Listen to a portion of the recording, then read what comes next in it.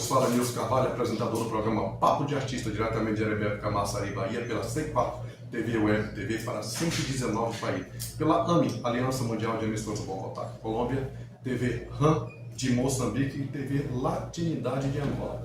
Bom, pessoal, cada semana a gente vem com uma novidade extraordinária. E essa semana nós vamos trazendo um nativo, alguém que tem pertencimento em Abrantes. Doutor Samuca, vereador, olha, é doutor, mas é vereador, mas vou deixar que ele se apresente. Samuca, é um prazer ter aqui comigo.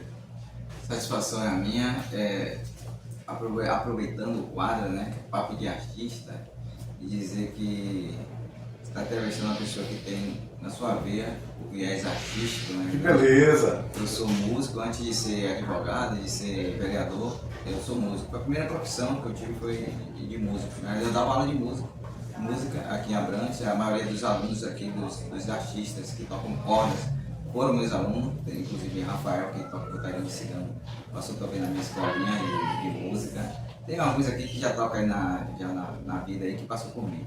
Então, Samuel Rodrigues, né, eu falo que tenho duas maternidades, Areias e Vila de Abrantes. Porque Areias, onde fui gerado, minha mãe morava lá, só que minha avó tinha casa aqui em Vila de Abrantes, ela vinha para Vila de Abrantes, que era mais fácil pegar a ambulância para dar socorro, né, na hora do parto. Mas não deu nem tempo, eu nasci aqui, trabalho de parto aqui em Buriz de Abrantes, onde eu tive meu filho enterrado, aqui em Buriz. E aqui eu construí a minha vida, né? Que legal. É interessante, gente. Bom, advogado, né? Primeiro foi músico, então é por isso que a gente já sabe que é papo de artista. Aí eu não preciso me preocupar, né? Eu estou falando com o mestre. Imagine, apesar que nessa área da música eu sou um pouco ainda criança, nunca me movediço. Toco um pouquinho de, assim, vamos dizer, percussão e de vez em quando a gente faz um parabéns. Mas que a gente acredita que eu ganhei um professor. Não vai que agora o negócio vai. Eu vou sair das artes visuais para entrar na instrumental. Mas Samuca, me diga uma coisa. O que levou você a se tornar vereador? Eu tinha uma carreira. Eu tinha duas. Músico, depois doutor. Né? Faz 4 anos de faculdade, depois tem que fazer mestrado, fazer tudo para pegar o doutorado. Aí vira um doutor. E aí de repente pega um viés totalmente diferente. O que levou, né? Você por esse caminho movediço da política? Deus traçar o destino do homem, não adianta ele fazer curva. Só vai atrasar o que Deus, o projeto que Deus preparou para ele, né? Eu costumo dizer que foi o Senhor que direcionou, ele que direcionou minha vida, que me direcionou para a política. Na realidade, eu comecei com a música, mas no decorrer da minha vida tive a oportunidade de fazer alguns pré-vestibulares, conhecer pessoas, e de repente as pessoas pediam para fazer faculdade, e eu só queria fazer faculdade de música, não queria fazer faculdade de Direito. Aí comecei a fazer pré-vestibular, fazer vestibular, tentar música, aí passei na UFBA com professor em regência, tive alguns problemas lá na UFBA, e com professor em regência, aí minha irmã, rapaz, por que você não muda de curso? Eu peguei e mudei de curso, aí de professor em regência para Direito. E quando eu comecei a fazer a faculdade de Direito, eu tive acesso a algumas matérias que tratavam sobre ciência política, teoria do Estado, filosofia, matérias críticas, né, que usavam o senso crítico do cidadão. Matérias que antigamente não tinha na grade curricular do ensino médio fundamental. É verdade. Não tinha, então a gente não tinha esse senso crítico. E a filosofia era desperta para nós olharmos, né, o objeto por vários ângulos, não só com um ângulo, mas por todos os ângulos, até para ter um senso crítico daquela situação. E foi aí que começou a minha história. Eu comecei a olhar para a minha comunidade e ver que o que eu aprendia na teoria, nos livros, não condizia com o que acontecia na prática. E veio a responsabilidade de começar a fiscalizar as contas públicas. Eu comecei por esse viés. Se preocupar com as comunidades, com as pessoas que moravam. Porque as coisas não funcionavam. A gente conhece os princípios administrativos, os princípios da administração pública. Lá está no artigo 37 da Constituição, que é impessoalidade, moralidade, legalidade, eficiência, publicidade. E eu vi que as coisas estavam tudo ao contrário. Aí comecei a militar.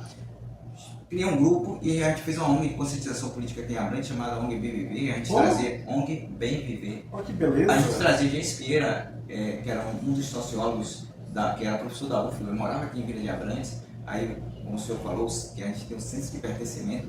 E esse James Pieira, ele tinha um senso de pertencimento. Há quantos anos atrás? Hoje, temos 17, 18 anos atrás. 18 anos atrás, você já tinha essa consciência. Já tinha. A gente criou uma ONG e era tudo menino, tudo jovenzinho. A gente começou a fiscalizar as contas públicas.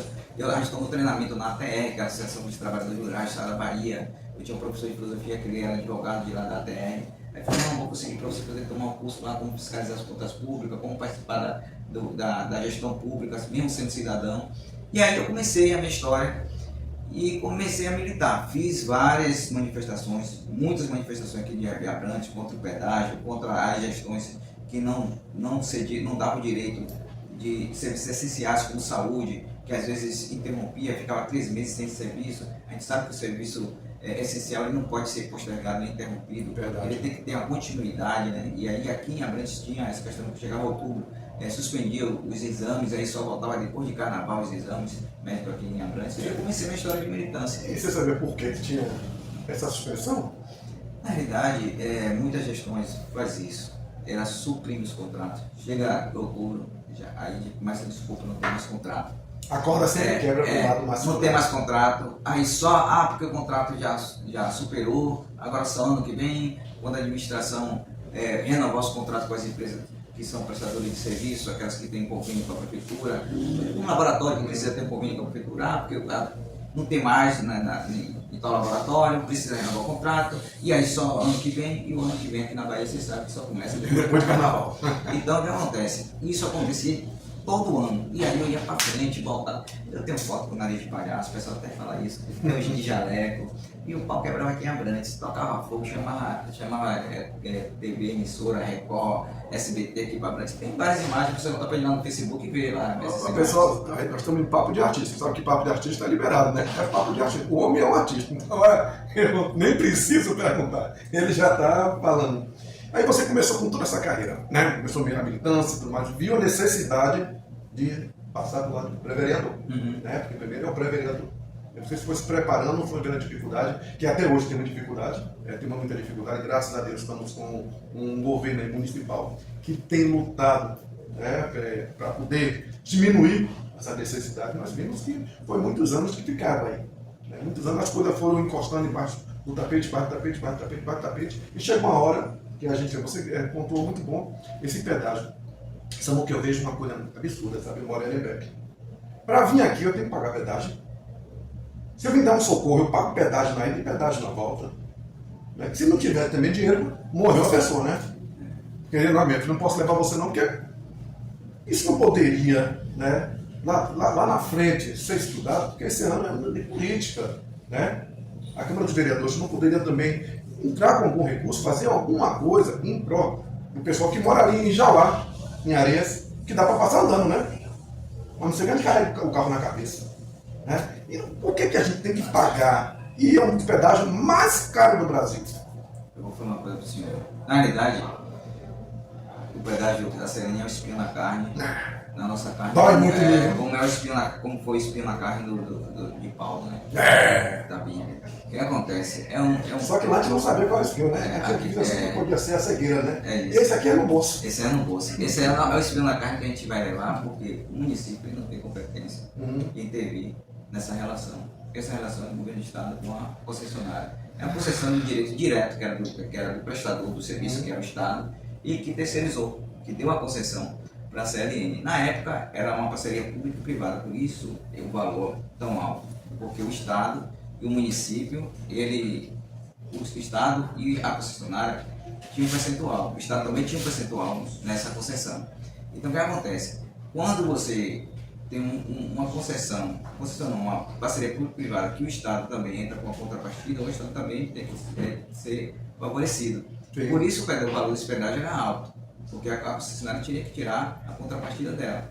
Só que depois eles mudaram, e na PPP era 25 anos o prazo. O prazo de parceria público-privada é uma, de concessão é outra. Só que eles perceberam que o prazo ia exaurir agora, no 2025, esse pedágio é no 2005. Eles fizeram um termo aditivo no contrato, mudaram de 25 para 35, mudaram para a concessão.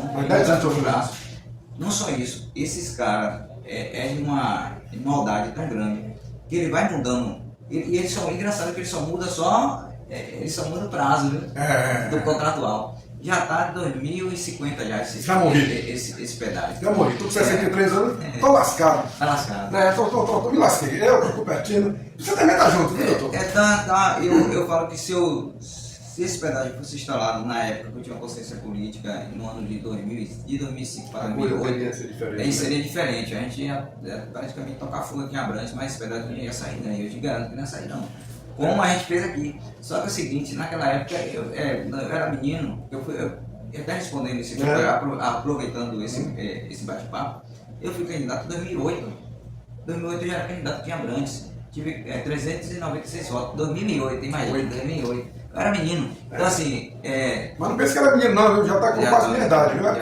É rosto de menino. Só tem rosto de menino. Mas 2008 já era candidato. Por isso que eu estou falando, se fosse o ano de 2000, ou 2025 para 2008, que eu já tinha uma consciência política, a gente iria para o embate. Grande, né? A briga ia ser grande. Mas depois que instalado, agora aqui, para resolver esse negócio do pedágio, não adianta botar um município, Câmara de Vereadores, que não tem competência para isso. A gente pode então nós temos que ter um governo. Aí tem que ter o governo do Estado, juntamente com deputados comprometidos, para tentar fazer alguma coisa. A gente até tentou, a Câmara até tentou inaugurar, e eu até falei na época, uma CPI contra a CLN e contra a Bahia Norte, mas eu expliquei que a Câmara de Advogado que não caberia, não tinha competência para tal, porque a concessão não era do município, a concessão era do governo do Estado. Então, eles estão tentando inaugurar pelo menos uma CPI de hospedagem lá na Assembleia Legislativa. Então lá, não sei como é que está o trâmite, mas é isso que tem a competência. Ô Samuca, quantos anos de vereador? Esse tá, eu estou indo para o quarto ano, né? Quarto ano? Eu estou há 3 anos. 3 anos. É primeiro mandato. Essa pandemia, como foi? Que o seu trabalho foi feito e todos os vereadores, porque foi uma coisa inédita, né? A gente não estava preparado. Aliás, nunca estamos preparados para isso. Já houve outras pandemias. Mas essa veio mesmo para tirar a nossa paz. E ainda continua aí, né? A gente apenas aprendeu a conviver com a pandemia, né? Com o Covid, que agora tem endêmico e tudo mais aí. De que forma, né, mais acessível e ativamente o seu mandato foi visto pelas comunidades? Vou tirar Abrantes agora, né? Porque eu vi que você corre toda a Camaçari. Na verdade, a pandemia a gente teve que se reinventar, né? A gente sempre teve que se reinventar. Na verdade, a gente encarou a campanha, o início da campanha já na pandemia, que a nossa campanha foi em 2020, onde a gente estava me lembro. Então a gente já começou a se reinventar a partir Rua nada. Não rua nada. Mas antes dos decretos saírem, eu consegui andar. Eu andei aqui em muitas comunidades antes do decreto sair. A gente teve essa dificuldade, foi um momento difícil para todos nós, não foi só para o governo federal não, para o governo estadual, municipal. Lembro-me que a gente fazia as sessões virtuais, onde teve também. E teve alguns avanços na pandemia, em termos de sociedade, a sociedade conseguiu se modernizar, né? Conseguiu sair do mundo físico para o mundo virtual. Isso deu um certo ganho nos tribunais. Eu que era advogado, eu advogava fazendo as sessões virtuais, fui para a Câmara também de Vereadores e a gente pôde direcionar as ações do município. Eu como vereador, representante da localidade, tive que ajudar a fazer gestão, porque da gestão não conseguia fazer gestão, porque era tudo muito novo para todo mundo. Então, a gente tinha que apontar a gestão, onde estava a deficiência, como fazer para a gente imunizar a comunidade, dar acessibilidade às pessoas querendo ter acesso a alguns benefícios que não tinha, por exemplo, o CRAS mesmo. Você sabe que o CRAS é a porta de entrada de todos os benefícios do governo federal, do governo estadual, do município. E as pessoas estavam, de uma certa forma, desassistidas porque estava todo mundo com a porta fechada. E precisaria alguém com esse elo entre a gestão e a comunidade. E o vereador se colocou nessa situação, mesmo porque a gente nunca tive medo de pandemia, apesar de a gente ter um inimigo invisível, né? Que estava ali, a gente não sabia como lidar com esse inimigo invisível. Mas eu andei, eu não fiquei em casa, não recuei, não me camuflei com medo de vírus nenhum, fui para cima e para prestar serviço à comunidade e a gente deu todo o suporte. Mas eu queria aproveitar aqui e dar um adendo quando você me perguntou sobre essa questão da representatividade de Abrantes. Na época eu falava para o povo de Abrantes, olha, naquela época, né, eu estava colocando meu nome e que a população de Abrantes teria a oportunidade de votar em alguém que genuíno da terra, que tinha um senso de pertencimento da terra. Muito importante E isso. que tinha capacidade de representar, que a Abrantes precisa de uma representatividade genuína. E que estudou para isso, se preparou. Que fosse para cima. Você não caiu de paraquedas. Não. E o que eu mais prometi foi a questão de a gente buscar os recursos, porque nós mandamos impostos para a gestão, para o centro de Camaçari, e a gente sabe que a gente tem dificuldade, a gente da costa tem essa dificuldade. Sim, a questão da questão geográfica, o centro de Camaçari, centro administrativo ficando lá, e a costa aqui, muitas vezes desassistida pelo olhar da administração pública. Então precisaria, eu estou falando isso em termos de gestão, certo. Eu precisaria de um vereador que quebrasse esses paradigmas, esses dogmas, né? Que quebrasse isso. E nós quebramos. Graças a Deus. Às vezes mesmo que de balde, a gente busca os recursos. A gente peneira, né? Mas a gente busca os recursos que nós mandamos para o centro de Camaçari. Que benção. Quando o vereador vai na secretaria, eu falo isso para o prefeito, falo isso para as secretárias, secretários, que quando eu vou lá na secretaria reivindicar, eu tenho que buscar o meu direito, o direito do cidadão.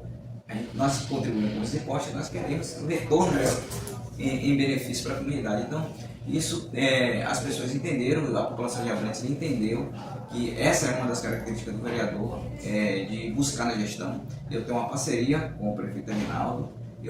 Forte abraço, Aguinaldo. Ele sabe disso, eu tenho uma parceria com ele. E eu quero que as pessoas não confundam executivo com legislativo. Eu tenho total autonomia como vereador para buscar e para apontar onde estão os erros da administração. Esse é verdadeiro amigo, né? Eu aponto o erro da gestão, se for para ir para cima, eu vou para cima, mas eu quero que a gente tenha essa relação, uma boa relação entre o representante do legislativo da comunidade com o executivo. Muito bom. Com certeza. Então o que acontece?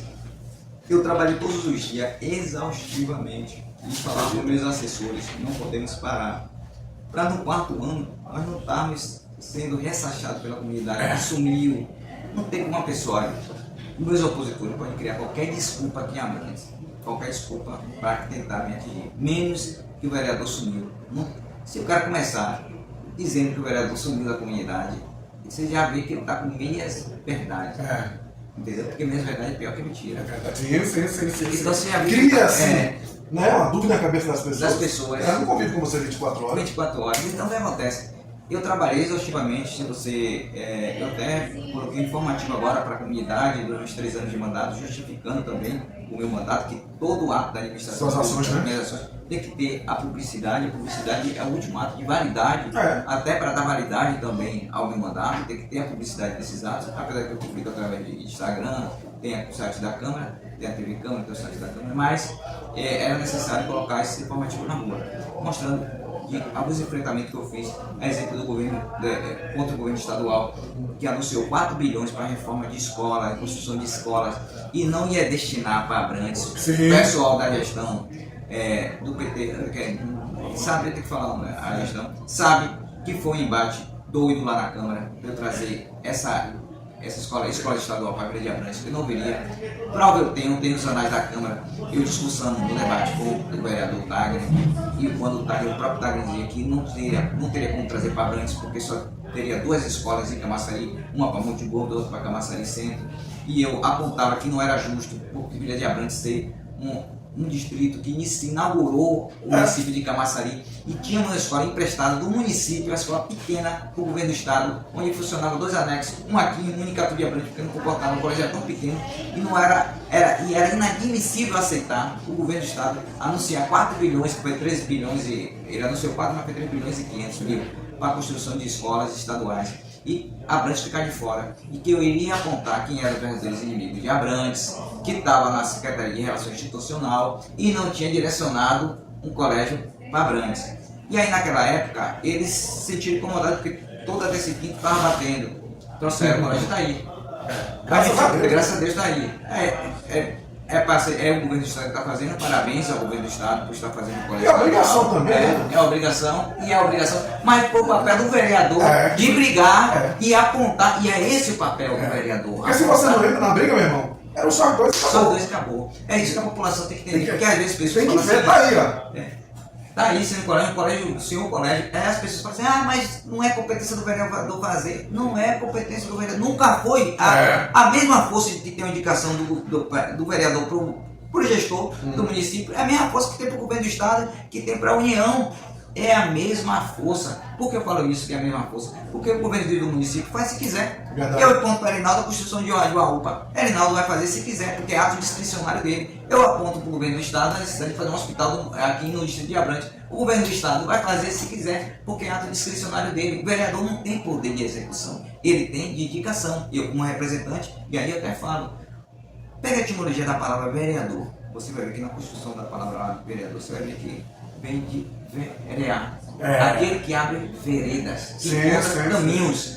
O vereador, esse é o papel do vereador, encontrar caminhos para a gestão, encontrar caminho para a gestão municipal, estadual, federal. Tanto é que eu também indiquei, muitas pessoas aqui não sabem, eu tenho até a resposta do governo da União, que eu indiquei para fazer a construção, para a implantação da Caixa Econômica Federal aqui em Abrantes. Na época era o ministro, eu indiquei para o Ministério da Cidadania, fiz um requerimento, o Ministério da Cidadania requereu do Ministério da Economia que fizesse um estudo de viabilidade econômica para fazer a implantação da Caixa Econômica Federal aqui em Vila de Abrantes. Mas como houve a transição daquele governo para esse governo, parou, porque mudou os ministros, as pastas devem ter ficado arquivadas, mas eu tenho a resposta, pelo menos da Secretaria do Ministério da Cidadania, dizendo que estava em estudo para a implantação da Caixa Econômica Federal aqui em Vila de Abrantes. Mas é para mostrar para muitos aí que o vereador pode indicar para a União, porque se eu sou representante da localidade, estou vendo a necessidade de um equipamento público aqui, seja privado, eu represento o povo, eu vou indicar. É isso que as pessoas têm que entender, que o vereador não executa, mas ele aponta as necessidades. Então teve colégio estadual, teve aqui ônibus escolares que eu consegui para Malícia, Boa União, Tereré, comunidade aqui da zona rural, para trazer esse menino para aqui para Vila de Abrantes, para estudar nos colégios. Que beleza, educação é tudo, né? Então, muitos equipamentos públicos que hoje, e aí o papel do vereador, já entrando na gestão de Erinaldo, esse é o papel do vereador. É tentar buscar os equipamentos públicos para abrir as veredas.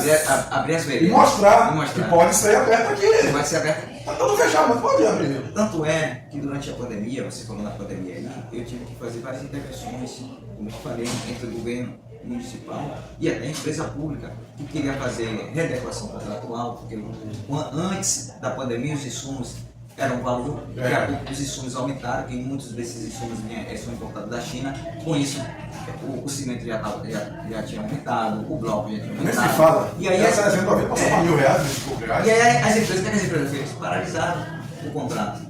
Aí a prefeitura só tinha duas coisas a fazer. Ou fazer a readequação contratual ou rescindir o contrato, que seria um prejuízo ainda maior para ela, que teria que fazer todo o processo licitatório, para ela seria pior.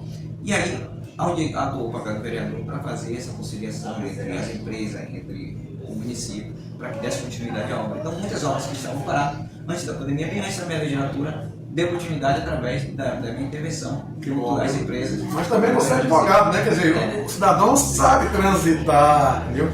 E eu acredito muito na gestão de Erinaldo, porque eu vi lá atrás. Aí eu passei, os 4 primeiros anos de Erinaldo, eu passei um pouco afastado, sem ter muito contato com Erinaldo. Quando eu o encontrei, eu tomei um susto. O cara fez a mudança, o cara cresceu em termos de gestão, de conhecimento, de gestão. Eu disse, virou um verdadeiro gestor. Que cara é esse? Então o que acontece? Hoje nós entendemos que Camaçari deu um salto. Você não precisa ter conhecimento para enxergar isso. Não. É só você tentar entrar. Entre em Camaçari e você vai lembrar como eram as entradas de Camaçari antigamente. Eu desistia ali para Camaçari. Localidade, começando por buscar vida. Mas entra aqui. Para entrar aqui em Abrantes era um sacrifício, imagine, para Camaçari. Só tinha uma entrada ali que fazia. Não me lembro. Que ficava engarrafamento ali. Rapaz, a gente tinha que ficar ou acordar de madrugada. Não tinha cara de cidade, não. Não. Hoje você passa ali na via, aquela via parafuso, quando você vai chegando para entrar no viaduto do trabalhador, você percebe que você está entrando em uma cidade.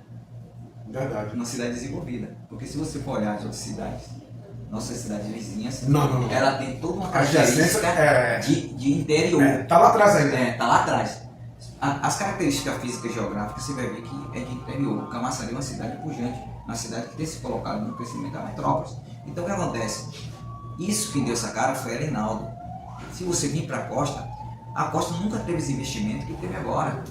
Eu vou começar por Abrantes, para a reforma da Praça da Matriz, o Tudão, com aquela arena, tem um palco para você fazer muito parecido com o Espaço 2000 de Camaçari, palco aqui na costa, Isso. palco muito bonito, um campo de futebol oficial, que tem time que tá vindo pedir para fazer treino aqui no campo daqui do Tudão.